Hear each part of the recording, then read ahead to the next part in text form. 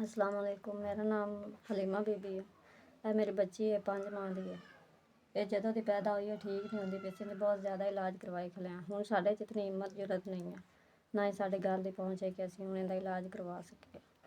ਇਸ ਬੱਚੀ ਨੂੰ ਸੋਕੜੇ ਦੀ ਮਰਜ਼ ਹੈ ਅਤੇ ਇਹਨੂੰ ਬੁਖਾਰ ਵੀ ਨਹੀਂ ਉਤਰਦਾ। ਹਰ ਵਕਤ ਇਹਨੂੰ ਉਲਟੀਆਂ ਪੁਲਟੀਆਂ ਲੱਗੀਆਂ ਰਹਿੰਦੀਆਂ ਨੇ। ਮੈਂ ਬਹੁਤ ਪਰੇਸ਼ਾਨ ਹਾਂ ਇਸ ਵਜ੍ਹਾ ਤੋਂ। ਮੇਰਾ ਮੀਆਂ ਜਿਹੜਾ ਨਾ ਆਲੂਆਂ ਦੀ ਦਿਹਾੜੀ 'ਤੇ ਜਾਂਦਾ, ਕਦੇ 200 ਪਾਉਂਦੇ, ਕਦੇ 300 ਦਿਹਾੜੀ। ਉਹਦੇ ਨਾਲ ਸਾਡਾ ਚੁੱਲ੍ਹਾ ਮਸੇ ਚੱਲਦਾ ਸੀ। ਬੱਚੀ ਦਾ ਇਲਾਜ ਨਹੀਂ ਕਰਵਾ ਸਕਦਾ।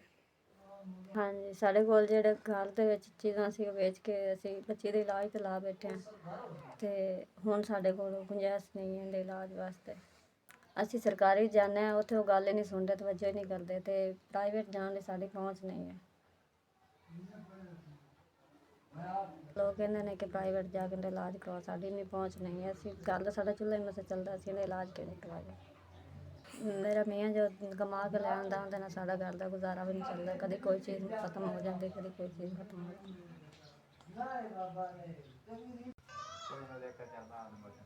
ਤੁਹਾਡੇ ਨੂੰ ਸਾਨੂੰ 5000 ਰੁਪਇਆ ਮਿਲ ਗਿਆ। ਅੱਲਾਹ ਤਾਲਾ ਤੁਹਾਨੂੰ ਤੰਦਰੁਸਤੀ ਦੇਵੇ। 5000 ਰੁਪਇਆ ਮਿਲ ਗਿਆ। ਮੈਂ ਇਸ ਦੇ ਜ਼ਰੀਏ ਆਪਣੀ ਬੱਚੀ ਦਾ ਇਲਾਜ ਕਰਵਾ ਲਈ ਸਾਂ। ਕੋ ਥੋੜ੍ਹਾ ਘਣਾ ਘਰ ਦਾ ਖਰਚਾ ਪਾਣੀ ਹੋ ਜਾਏ। ਤੁਹਾਡੀ ਬੜੀ ਮਿਹਰਬਾਨੀ। ਅੱਲਾਹ ਤਾਲਾ ਤੁਹਾਨੂੰ ਸਿਹਤ ਦੇਵੇ, ਜ਼ਿੰਦਗੀ ਦੇਵੇ। ਅੱਲਾਹ ਤੁਹਾਨੂੰ ਹੱਜ ਕਰਵਾਵੇ।